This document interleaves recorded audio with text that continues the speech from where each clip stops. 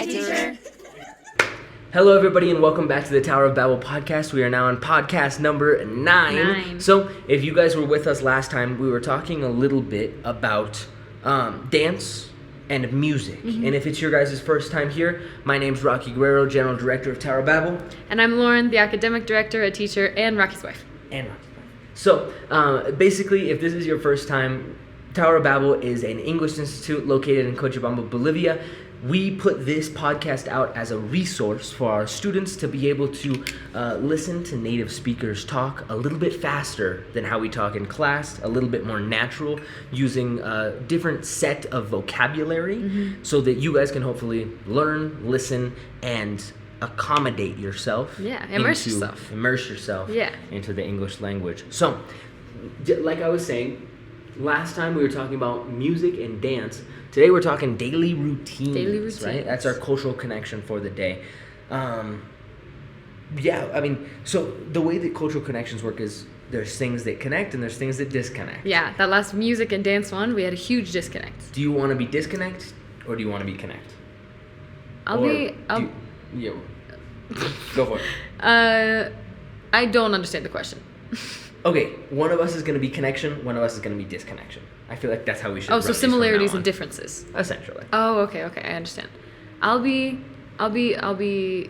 Faster now. disconnect. Okay, I will be connection. So, I'm going to talk about how Bolivia and the United States have connections within their routines, and then you're going to go in there and tell me something that doesn't. We're just going to go back and forth. Okay. I want to inform them a little bit on what's happening. See how this format works for it, because that'll be interesting. I like it, because then I can be disconnect and connect, or you can be disconnect and connect. Anyway, it's fun. So, I'm connection for the day. Okay. What this means is, both people in the United States and in Bolivia, when they wake up, probably the first thing they do is check their phones. Yeah, I'd say so. You check your phone, you get on your phone, you might scroll for a second, you might not, but you just want to make sure, okay, what time is it? Am I using my phone as an alarm clock? Probably. Right? I feel like regular alarm clocks are dying out. Yeah. And so, you're getting up, you're getting out of bed, and then I feel like this is where the differences start. Take it from there, give us a difference. I mean, as an American, I think the second thing most Americans do is probably drink coffee. Yeah. Right away. I had coffee this morning. Yeah. I think it's a big American thing. The majority, especially of corporate America and increasingly younger people, coffee first thing in the morning. Addicts. And if they don't make it at home, where do they go? Starbucks. They go to Starbucks. Or Dunkin' or Dutch Bros. If you're in the South, you're going to Dunkin'. Yeah. America's built on Dunkin'. America runs on Dunkin'. Is it not built? It runs on Dunkin' because it has the U sound on Unkin'. My bad. Okay. So there's a difference. Is I would say breakfast in general is in the United States. It's going to consist of your coffee. It's going to consist of cereal. Yeah, I think coffee is huge. I know a lot of people who don't eat breakfast, who just drink coffee. But I think it's also really common to have maybe scrambled eggs really quick if you have time, maybe some toast. Really? You think people are making breakfast that often? I think when I was younger, when I was going to high school, I was making breakfast. But I know a lot of people, you're probably running late, so maybe you grab a granola bar. You get gas station food on the way to work. You stop by McDonald's on the way to work. That's a blue collar thing. That's true. The gas station food is almost reserved entirely for people who work construction of some sort. That's true. I suppose that's not I would say the majority of people, like me. Protein shakes. Sorry. No, protein shake. That's an upper class thing. Oh. I think it's becoming more common. It's for sure becoming more common, but oatmeal, cereal, Pop-Tarts. Just quick things that are pre-made, pre-packaged that you can just kind of throw in the microwave. People buy breakfast sandwiches. Jimmy Dean breakfast sandwiches. That's the second time we've mentioned them on the podcast.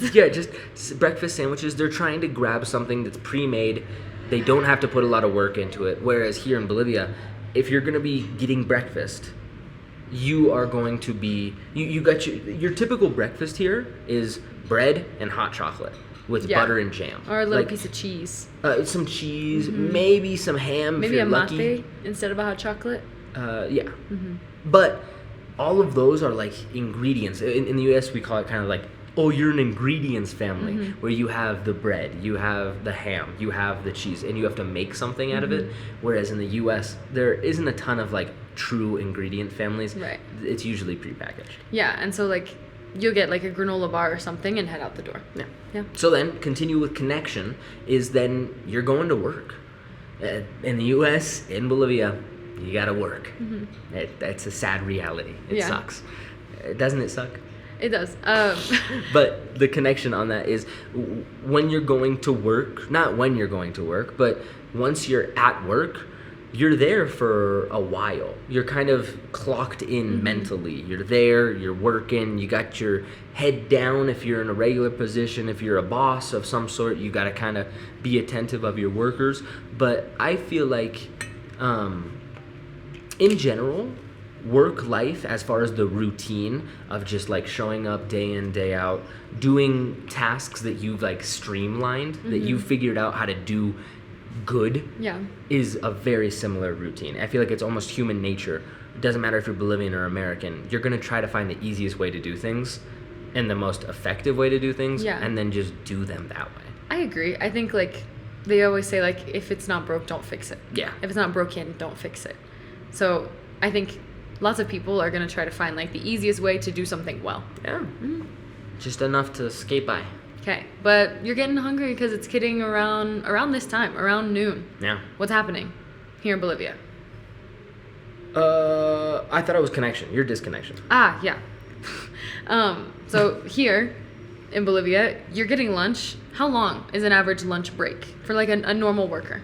It depends where you work, depends what you do. I'd say between an hour and 2 hours, closer to the 2 hour mark. Wow. And that's pretty crazy because in the US, I think a lot of people have lunch breaks that are 30 minutes is the standard. 30 minutes is like what it's allotted. Yeah. And I think you legally are supposed to take a 30-minute lunch break by law. It depends on what state you're in. Yeah. But, and so how are you eating lunch? What are you doing for lunch here in Bolivia? Here in Bolivia, you have a couple of options. One, you can go to a pension. You can go to somebody's house that is serving food, and they have these things that are called completos. As you guys know, you get your soup, you get your meal. If you're lucky, at some places have a drink and a postre included, tal vez una ensalada. I mean, like you get a good amount of food that's fairly cheap. Just depends on the economy of the location. Your other options from there is some people pack lunches. They're getting some stuff to eat. Just like stuff they made at home. But I'd say more often than not, lunches you're going out to eat and you're sitting down to eat with people. Okay, so you're conversating, you're talking. Yeah, you're talking to people, your coworkers, your friends. If not, you're watching something that's out in public, like you're like watching TV, a soccer game or something. A soccer game, listening to the music. I'd say usually lunch is pretty communal. I would agree, and that was actually one of the biggest culture shocks for me coming here. Because in the U.S., it's super, super, super common. You have a relatively short lunch compared to here. You have 30 minutes, and a lot of people eat lunch at their desk. Or they will maybe go to a local like fast food restaurant, somewhere that's quick, and the goal is to just eat so you have enough energy to kind of go back to work.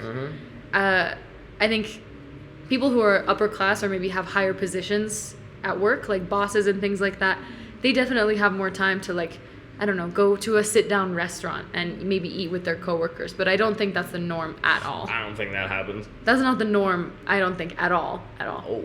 And so I would say the majority of people eat at their desk or eat really quickly, maybe talking to other people. But in my experience with working, it's a lot of like small conversation, but lunch is like my break time. So I'm on my phone or I'm resting, right? You don't want to have to do more stuff. Because sadly, one thing that's really nice here is people have I think a better mind around your work-life balance. Because people work a lot here. Yeah. Same as in the U.S. But in the U.S., it almost like encroaches on your life and on your personal time. Here, when we're going out to eat, we don't talk about work. We talk about other things. But in the U.S., you're talking about work still. And I think part of that was because you worked construction. and you're like, and I also worked there, and our friends worked there, but and like, your dad worked there. Imagine a graphic design place. Okay, everyone's working at their desks. Mm-hmm. Oh, we're gonna go get eat lunch real quick in the break room, right? Because there's a break room. Right. Let's go eat lunch real quick. No. People are still like bickering about work things. Like, hey, do you know when you're gonna have that done? I was like, oh true. yeah, I'll have it done in a little bit. Don't worry. You're still talking about work. Yeah, and I think also just in the U.S. we have a different view of work. I think a lot of I think in the U.S. unfortunately a lot of your identity gets placed in what you do for work. Yeah. And here I feel as though, I could be wrong, I feel as though there's more separation of like, I do this for work and then I am a person outside of that. I think there's a very, very clear indicator of this. When you're meeting somebody in like a formal setting for the first time, not a formal setting, but just like, it could be anywhere. You're at church, you're at school, you're not at school, but like you're like going to visit a university. You're meeting somebody for the first time. You might go up, shake their hand, right? Be like, hey, how you doing? I'm Rocky. I'm in What do you do for work? I'm in sales, right? And that's like, people introduce themselves with their title a lot. It's like, hey, how you doing? I'm Rocky, general manager. Right? Hi, I'm a teacher. Hi, I'm a teacher. And so it's not like, whereas here in Bolivia, when you're meeting somebody for the first time, it's usually like, when you're meeting somebody, it's because you already have something in common. Yeah. But you're trying to figure it out. Mm-hmm. And so it's just like, hey, I'm Sharon's friend. Right. Hey, how you doing? I'm Sharon's friend. Uh-huh. You're not relating yourself to your work. You're relating yourself to other people when you meet somebody here. I think so. Hey. And it's also a lot of like, where are you from? Which is obviously like a very base level question. But I don't know. I feel like you talk more about work in the U.S. Definitely. I would say so. And I think a lot of that also, if you think about like, what am I trying to say? I'm losing it. You go ahead. I lost it. Okay. I was already thinking about like continuing the routines topic, so I'm gonna continue. Okay, let's continue because we're getting off track. Yeah. So, with routines is okay. You're past lunch now. You're going back to work. You're at work. There's some differences in like how the work life operates there, but now you're back at work. You continue to work. That's the same. You're gonna continue to work until it's now nighttime. And then this is where I think things get changed again, is you're not, in the U.S., when you're done working, what are you doing? Go home. You go home as fast as humanly possible. It's immediately 5 o'clock and you leave. Yeah. And so like here in Cochabamba, there's like rush hour, right? Where a bunch of people are leaving, the trufis are more full, the micros are more full. But in the U.S., like, it's like a genuine rush hour where like you're bumper to bumper a lot of times. Yeah. Like you just, because everyone has their own personal cars. That's there. Everything's more spread out, so it should be easier, but it's not. You're stuck in traffic because there's so many people trying to get home at the exact same time. Yeah. Well, and I can't even imagine a city like New York or like Chicago. Like, can you imagine taking the subway in New York at 5 p.m. on a Thursday? Even driving into Denver. Oh yeah. And like, I remember there was a couple of times my family drove into Denver. It's an 8-hour drive from where my family used to live. And so we leave at like 8 in the morning. Yeah. And then so you leave at 8 in the morning and then you get there at like 4:35 to Denver and you're like, oh, I've been driving for 8 hours. I just got to Denver, Colorado, which is a bigger city, right? It's not huge, but it's big. You get to Denver and you're bumper to bumper. And you can't move. Everybody's going home. Yeah. And you're like, I just got to this city and now I'm stuck. Right? It's like the first scene in La La Land when all the cars are on the bridge and they're all honking and no one can move. Yeah. It's like I was just driving 160 kilometers per hour, 80 miles per hour. I was driving 160 kilometers an hour for 8 hours straight. And now I'm at 0 kilometers an hour and I am just sitting on a highway that is like 5 cars wide. And no one's moving. So mad. You get to move like a foot every once in a while. Yeah. Yeah. Because rush hour. We even had bad traffic in Billings sometimes. And Billings is not a big city. It's just construction was usually the thing. Which that's a whole other topic. Whole thing. But then that's where the routine kind of ends. Is after work you're running. You are running home. Yeah. And then the routine picks up back again, where it's like, okay, now let's say that the Bolivian and the American are back at home in their separate lives, right? At that point, it's, okay, rest time. And everybody rests different. Some people watch TV. Some people hang out with their families. Some people like to play games. Some people have hobbies. Right. And so, but like the routine is, okay, I'm going to rest up. I'm going to go to bed at about, I think your average American probably goes to bed a lot earlier than your average Bolivian. When I say a lot earlier, I mean probably about an hour earlier. Like your average Bolivian is probably going to bed in between 11 to 12. Your average American is going to bed between 9 and 10. I wouldn't say 9 and 10. I'd say between 10 and 11. Sure, 10 and 11, but that's still an hour difference. Still, yeah. Which is interesting. It is interesting. Well, I think people in my class who are in their 50s, and we did like the whole, like, what time do you go to bed and everything like that? And they're like, 11:30, 12. That's crazy. Dude, people in your 50s in the United States, they're like, it is 7 o'clock. And I'm in bed. I am in bed. I am asleep. Yeah. Well, and I think also it's because in the U.S. we place a lot of emphasis on, oh, I need to go to bed so I can wake up and go to work. Yeah. It's a lot of that. And I think it's mostly based on that. And like, oh, I'm going to be tired, so I'm going to go to bed. Right? I did remember what I was thinking about earlier, and I forgot. Asking people, like, what do you do for work? Like, when you first meet them. Yeah, it's the that first was a question. huge culture shock thing, because on, like, our first day of meeting all my students and things, we're all asking all these questions. Now, I think very few of them asked each other, what do you do for work? No, it's usually, where do you live? Not where do you live, but, like, where are you from? Where are you from, you know? Right? What are your hobbies? What do you like to do? Favorite foods? Like, music, little things like that. Food and music. Food and like music, bam, huge. bam. Right? And so these are kind of like base level get to know you questions. 100%. But where do you work or what's your job didn't come out as a question until like way later. Yeah. Yeah. It's Super not- interesting. not Or it a comes big- up in casual conversation. Someone will like, one of my students mentioned like this and oh, because I'm a lawyer. And everyone was like, oh, you're a lawyer? Like, we didn't know. I bet you in the U.S. it's part of your identity. Here it's just part of your personality. So like Maybe. to start, when you're trying to figure out who someone is here in Bolivia, you ask other questions about like what they really like and what they love, and then you get to, oh, and what is your routine in the day, which then lines up with work. Like, what are you doing right now for work? Because I feel like that's another big thing. What are you doing right now? Yeah, for and I work? think Career changes are far more common here than they are in the U.S. I think so. And I think it also depends generationally, because obviously the older generation here and in the US stayed in one job for a long time to support their family, right? You know, people who like worked one job for 40 plus years. And I think now it's a lot more common to change. And so definitely among younger people, it's kind of a like, what job are you doing now? Yeah, of Right? course. And Because I think what's happening right now? That'll stay consistent, of course. I think so. But I think even with that, it's still far more common for people here to change jobs like in their 30s. Yeah, definitely. Whereas in the US, if you quit a job and you're 30, everyone's going to be like, what is wrong with you? Are you Right? insane? Because like you had good benefits and like you could have gone further in that field. Yeah, you could have walked your way up the ladder. Right? And so we'll talk later about that. Don't even get me started Is jobs one of the on things that. on here? It will be. Working jobs. Working jobs. Because No one from Alpha Omega listens to this, right? maybe Mia. She doesn't listen. Okay. We're going to trash talk our past place of work.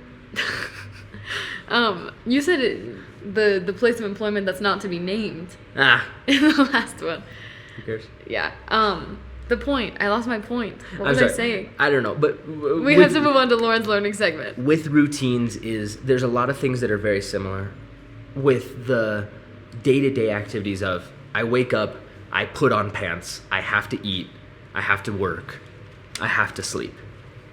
But everything else in between those, how you go about doing those, are so uberly different. Uberly. Uberly is a word. I know. I was just saying that that's a silly word to use. That's funny. No, uberly, like super. Yeah. Anyway. Uberly is a word. All right, Lauren's learning segment. It's Go! time. Lauren's learning segment. This is kind of similar to the last one in that they're not as many phrasal things or idioms, but it's a lot of adjectives. So in this, we're talking about being excited, right? Rocky, what are some ways in Spanish that you can say you're excited about something? Emocionado. Estoy. I don't know. I really put you on the spot. It's fine. with that. Ready? Okay. Ay, estoy tan emocionado para ir. Estoy muy. Emocionado is the only one. That's I the know. only one coming to my head right now. None of our Bolivian friends are behind the camera right now.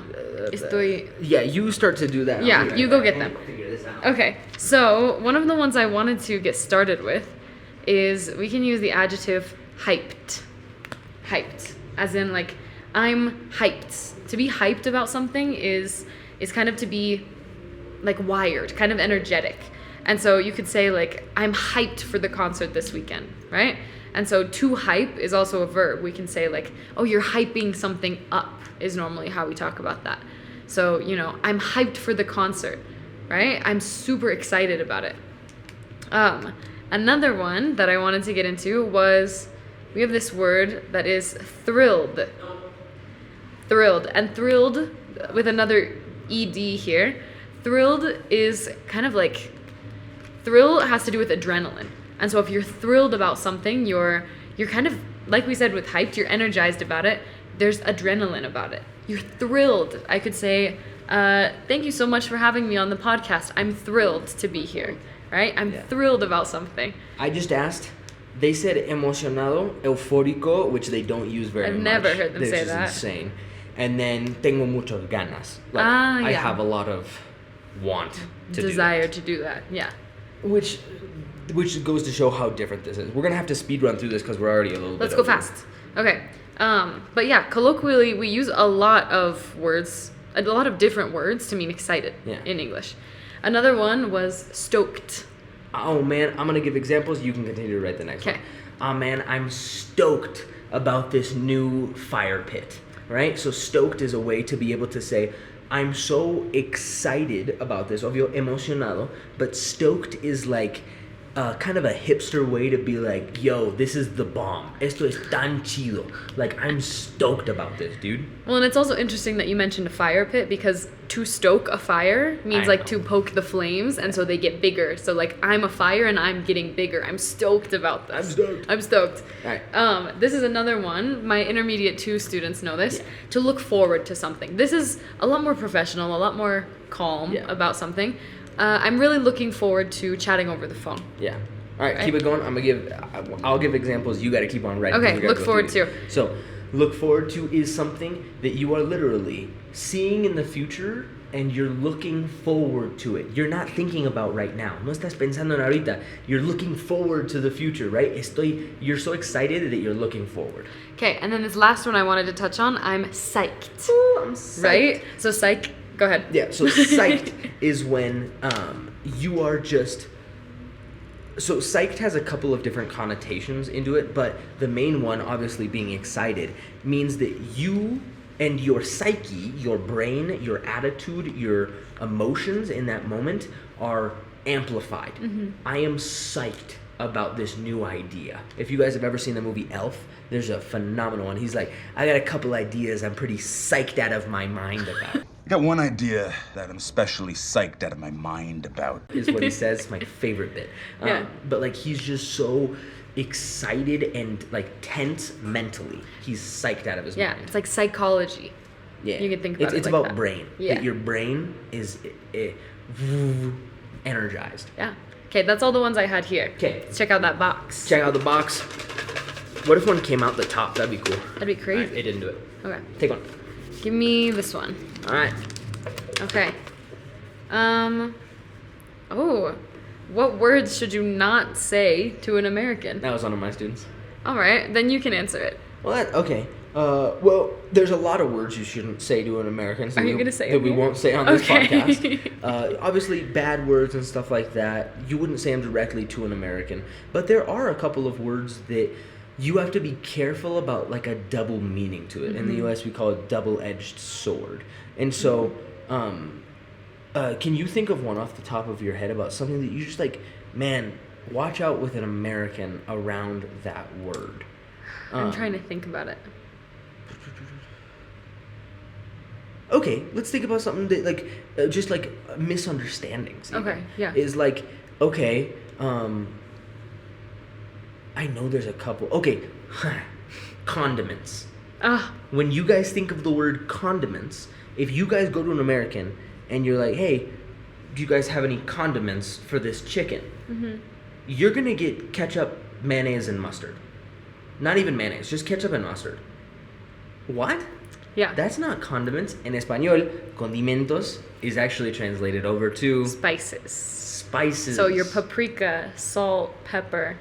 Condiments is your salsas. Your sauce. So now let's talk about the word salsa. Hey, can I get some salsa? They're not going to give you ketchup and mayonnaise, and they're not going to give you spices. They're not going to give you condimentos. They're going to give you pico de gallo, which is salsa in English. We just recently had a party where we were like, hey, can somebody bring chips, right? And immediately people thought tortilla chips. Yeah. Not tortilla chips, potato chips. Potato chips. I wanted tortilla chips. Tortilla chips for the salsa. For the salsa, and somebody was like canned tomato sauce, like salsa de tomate. No, I was like, no, like pico de gallo. Yeah, with the onions and the tomatoes and the cilantro and stuff. And so those are some things you have to be careful with when speaking to an American. I think words that are like strictly big no-nos, we're not going to teach you. No. And you might not know. Because those big no-no words are going to be harder to find. Because you can say a lot of stuff to Americans and they won't get super offended. Is there something that an American might get offended about that maybe somebody has said to you that you're like, oh, you have to be careful around the word shut up? Yeah. You know, like shut up is a big like, hey, that's really aggressive. I'd say shut up is more aggressive than like actually cussing at somebody. If you're in a fight and you're like, shut up. Maybe, You're throwing hands. You're fighting. Think another one that comes to my mind is in Spanish a lot of the time we say like, me da flojera. Do something, you would translate that as like I'm lazy about something, and I would be careful with that. Right, like it gives me laziness directly, and so I'd be careful with saying like, oh, he's lazy, he doesn't want to do it. Lazy's a big one. Because then you kind of label, because Americans are really sensitive. Don't call any Americans lazy. Yeah, that's a word. Do not say to an American. Don't call an American lazy. Be like, you're lazy, because then Americans, I just know like we value work ethic a lot, and so if you call an American lazy, unless you're really close friends, and even then, they might get really upset because we value very deeply our work ethic. Yeah. So lazy is a word that you can say here kind of as a joke that you can't really say. You can call yourself lazy. Yeah, but you can't make a joke about somebody else like that you're lazy. Right. Is okay, you got to be careful about like color-based things. For sure. Here, it's very common to be like, you're moreno, like you're dark skinned, you're brown. We have really like darker moreno friends who call each other black. Yeah. You can't do that in the US. Don't do that. Don't do that. Like, don't point and be like, oh yeah, that black man. Yeah. Don't do that. People are a lot more sensitive about race, about sex, and about religion. Yeah. In the US, those are the big three.